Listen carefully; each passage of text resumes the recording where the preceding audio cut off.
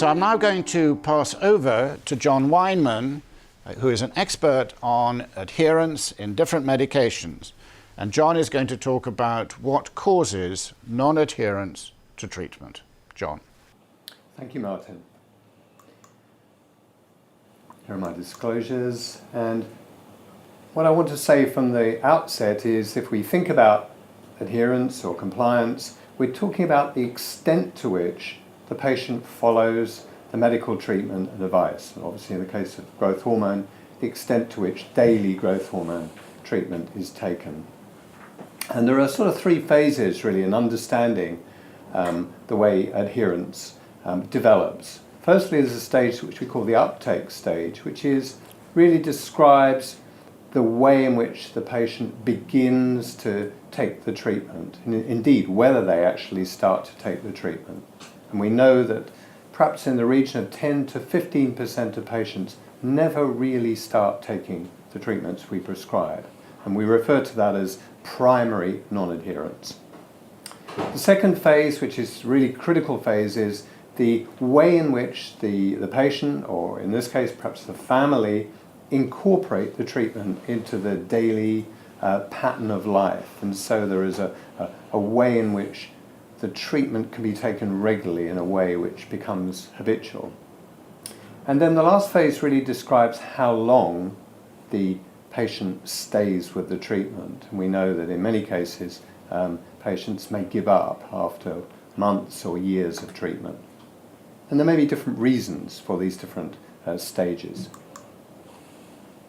As Martin said just now, there is evidence from reviews, indeed one very recent review, that there is a very wide range of adherence to growth hormone, and overall we know that there are figures of many as 50, 60, or even sometimes 70% of patients are not taking treatment in a regular and useful way. And the important thing is that there is a very clear relationship between non-adherence and not achieving linear growth targets. So given that we have such an important and a very clear evidence-based treatment, the question is why? Why are patients not following treatment? Well, there are sort of older views, which some of you may be familiar with, and then I want to look at the more recent evidence. The older explanations of non-adherence are really based around the idea that people didn't follow treatment because they didn't really understand or remember what they had to do. And this was often taken to be a symptom of poor communication in healthcare. And so the interventions in those early days were very much about improving communication, improving patient understanding, and ability to remember and plan treatment. And that works up to a point, but unfortunately it's not the complete answer. In fact, it's only a small part of the answer.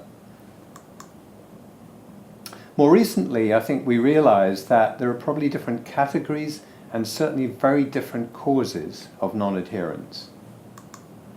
We often refer to two quite distinct types of non-adherence that we call intentional and unintentional non-adherence.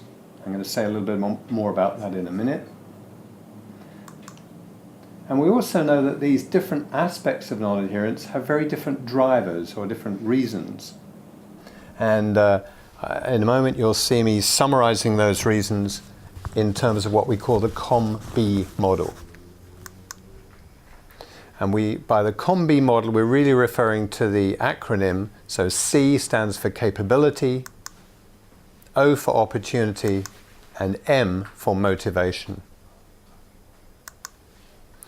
So coming back to this idea of intentional non-adherence. So we now know that many patients know what they've got to do. It's not a question of not understanding or not remembering, but they're reluctant to adhere because either the treatment doesn't really make sense to them, or they've got worries or concerns about some aspect of the treatment. And the unintentional factors are some of the older factors: poor communication, poor patient experience or satisfaction with their treatment, poor recall.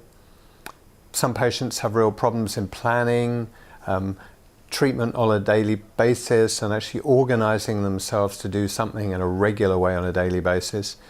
And there may be many other barriers outside the individual. These could be financial barriers or practical barriers.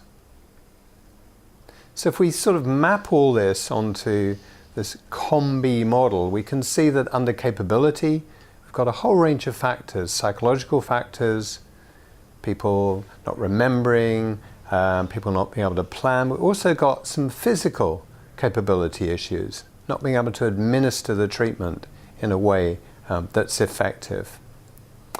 Under opportunity, on the right-hand side of the picture, here we refer to both physical factors, getting access, having barriers to the treatment. These are factors that lie outside the patient, and also psychological barriers, such as maybe poor support and communication from other people around. But the real big factors, I think, for many patients, particularly around intentional non-adherence, are the motivational factors. People's beliefs, their negative beliefs which they may have, or their mistaken beliefs they may have about their condition and their treatment, as well as more sort of automatic aspects of motivation, the pattern of habits, the moods that can affect what people do. So given that there are a whole range of factors, perhaps it's not surprising there are a range of ways that we now have of working with families and with patients to improve their adherence. And these can involve both human and digital interventions. So in a way, we've got two strategies that are available to us, and both are equally important. Fundamental, I think, is to use the direct experience in healthcare, to use the consultation to understand the patient's issues, the patient's perspectives, and to maybe anticipate issues around non-adherence, and certainly plan and help the patient and the family manage adherence issues. And then going beyond that, there are a whole range now of digital and personalised interventions where we can use, for example, an initial brief screening questionnaire to identify for each individual patient and or family the particular problems they may be experiencing or may have issues with. And then on the basis of that, we can develop interventions which are tailored to each patient and parents' specific barriers. In other words, to deal with the issues that are important for them. So if we think about the consultation, there's a sort of structure which we'd now recommend, that we really need for each parent and or patient to really check their understanding of what the condition is and the treatment they're being asked to take or are taking. And if necessary, if it looks like there are gaps or issues, to make sure that they have a really clear rationale for the need for treatment, why they really do need to inject on a regular daily basis. To bring out any concerns and address those. These could be concerns about all aspects of treatment. And then with each patient, particularly at the beginning, to agree, if they can, a practical plan for how, where and when to take the treatment, to set up that regularity, to set up those habits that can really ensure that treatment flows more regularly. And again, perhaps at an early stage or later stages, to identify any particular barriers for that family. So more generally, I think what we need to do is to identify the sort of factors which cause adherence problems for each individual. And so we can, I think at the beginning and during treatment, we can use very brief screening questionnaires to help people identify issues which are important for them. We can use the information from those screening questionnaires to start a conversation, to really begin to understand what it is that's going wrong or that people are finding difficult in a way which is relevant to each individual. And then we can use some pretty basic behavior change approaches to try and target individual factors. And you'll be hearing more about these later in this webinar. But to do that, healthcare professionals need training quite often in how to use tools. They need to practice the skills of good communication, and this requires commitment. If we go beyond the consultation, the great thing now is that there are a lot of other approaches which are out there which patients and parents can go to on a daily basis. These could be web-based, these could be mobile phone approaches which can be used to support the patient and the family on a daily basis using, for example, daily text messaging, web-based interactive programs which address particular issues and help people develop regular habits. And phone-based support also is available in some of these very widely developed programs which are available now.